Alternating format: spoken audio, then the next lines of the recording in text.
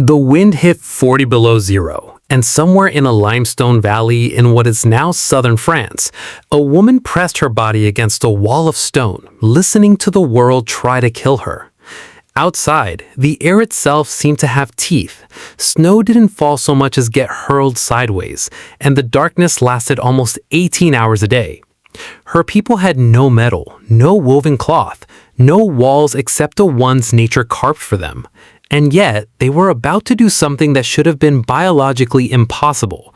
They were about to survive one of the coldest, harshest climate events our species has ever faced.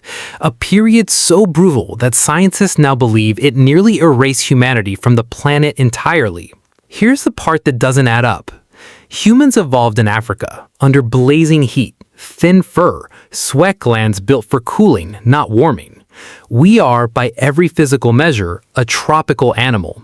So how did a species built for savanna sun end up not just surviving, but thriving through an ice age that buried entire continents under ice sheets 2 miles thick? That question has puzzled researchers for decades, and the answer, pieced together from frozen caves, ARFs, and ancient DNA extracted from 20,000-year-old bones, is stranger and more human than anyone expected. To understand how deadly this world was, you have to go back to what came before it. Before the deep freeze, the Earth had already been cooling for thousands of years, in slow, almost invisible stages. Forests shrank, grasslands spread, animals grew thicker coats generation by generation, and humans, scattered in small bands across Europe and Asia, adapted the only way they could, by watching, testing, and failing, over and over, until something worked. Then, around 26,000 years ago, the cooling accelerated into something else entirely. Climatologists call it the last glacial maximum, the coldest point of the most recent ice age. Sea levels dropped so far that land bridges appeared where oceans used to be. Ice sheets crawled down from the poles and swallowed most of northern Europe. Average temperatures fell so low that some regions that support forests today looked more like the surface of another planet, wind-scoured, treeless, and silent except for the howling of storms. For most large mammals, this transition was a death sentence. Cave bears vanished, woolly rhinos declined, even the mighty mammoths, built for cold with their thick fur and fat reserves, began a slow slide toward extinction that would finish thousands of years later. But here's the strange part. While these massive, cold-adapted animals struggled, a hairless primate with no claws, no fangs, and no fur coat didn't just cling on. In some regions, human populations appear to have grown. For a long time, archaeologists assumed this meant humans simply outsmarted the cold with better tools. And tools mattered, but that explanation was incomplete. The real answer only started coming into focus in the last 2 decades, as excavation techniques improved enough to recover details that earlier digs destroyed by accidents. Take the site of Dolní Vestelíci in the Czech Republic.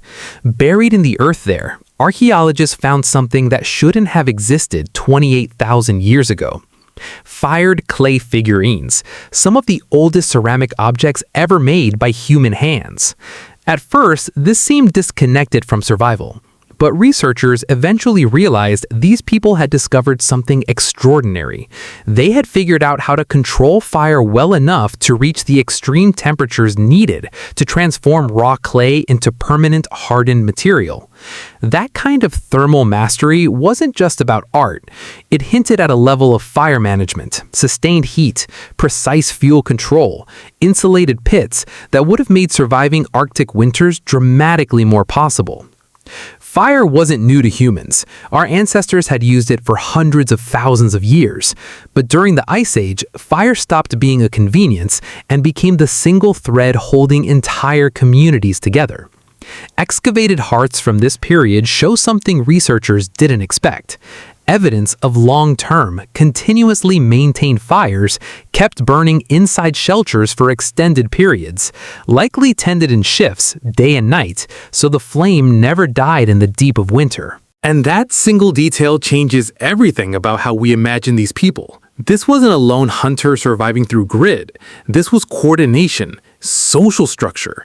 People trusting each other enough to sleep while someone else stayed awake in the cold to keep the fire alive. Then researchers discovered something even more unexpected, buried not in ash, but in bone. Genetic studies published in the past several years examining ancient human DNA from Ice Age Europe revealed a startling pattern.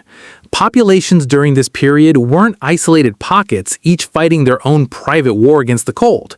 They were connected. Genetic signatures show long-distance contact between groups separated by hundreds of kilometers, meaning humans were traveling, trading, and likely intermarrying across dangerous, frozen terrain. Why would anyone risk a journey like that in a world where stepping outside without shelter could kill you in hours? Because isolation in an ice age was its own death sentence. A small, cut-off group couldn't maintain enough genetic diversity to survive for generations, and it couldn't share critical survival knowledge, where the best flint deposits were, which valleys still held game, how to read a storm before it hit. Staying connected wasn't a luxury, it was a survival strategy as important as any fire or tool. And their tools tell their own story of ingenious desperation. Bone needles, some barely thicker than a modern sewing needle, appear across Ice Age sites in Siberia and Europe. That detail might sound small, but it represents one of the most important technological leaps in human history. Loose animal hides draped over the body lose heat fast. Tightly stitched, tailored clothing traps warmth. Researchers examining wear patterns on these needles believe Ice Age humans were producing fitted garments, closer to something you'd recognize today: sleeves, layered hides, insulated boots, than to shapeless fur wraps popular culture usually imagines. This is where the story takes a darker, more sobering turn. Because for all their fire, their needles, their vast trade networks, survival was never guaranteed. Genetic bottlenecks discovered in ancient DNA suggest certain human populations came terrifyingly close to disappearing altogether during the coldest centuries. Entire regional groups vanish from the archaeological record and never reappear. Not everyone made it through. The story of the Ice Age isn't one of universal triumph. It's a story of some communities finding exactly the right combination of fire, shelter, clothing, and cooperation, while others, despite trying everything the first group did, simply ran out of time, or luck, or resources. What decided the difference wasn't strength. It wasn't even intelligence in the way we usually define it. Increasingly, researchers argue it was flexibility, the willingness to abandon old strategies the moment they stopped working, to migrate rather than stay loyal to a failing territory, to accept outsiders into the group when pride might have said otherwise. And that brings us to the discovery that changed how scientists think about this entire era.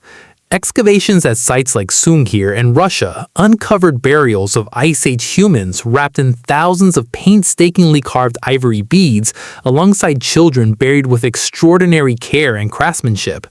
This wasn't a species barely scraping by. This was a culture with enough surplus, enough stability, enough emotional and social complexity to mourn its dead with elaborate ritual in the middle of the harshest climate our species has ever endured. That detail says something profound. Ice Age humans weren't just surviving. In pockets and flashes, they were living full, meaningful lives, forming identities, telling stories around those carefully guarded fires, passing rituals down to children who would need every piece of inherited knowledge to make it to adulthood. So why does any of this matter now, tens of thousands of years later, in a world of central heating and synthetic fabric? Because nearly everything that keeps you alive today traces its lineage back to decisions made in that ice-choked world. Sewing, layered clothing, controlled, sustained fire, long-distance cooperation between unrelated groups, trade networks, even our instinct to gather in tight social circles during hard times. All of it has roots in strategies first tested by people who had no way of knowing whether the world would ever warm again. They didn't know an end was coming. As far as they were concerned, this frozen world might have been permanent. And still, they built needles fine enough to stitch skin-tight sleeves. They still carved beads for children they buried with love. They still kept the fire burning through nights that lasted longer than seemed survivable. The Ice Age eventually broke. the glaciers retreated, forests crept back across the land. But the humans who walked out of that frozen world weren't the same as the ones who walked in. They had been reshaped, not by their DNA alone, but by every fire they refused to let die, every stitch that kept a child from freezing, every dangerous journey taken just to stay connected to someone else.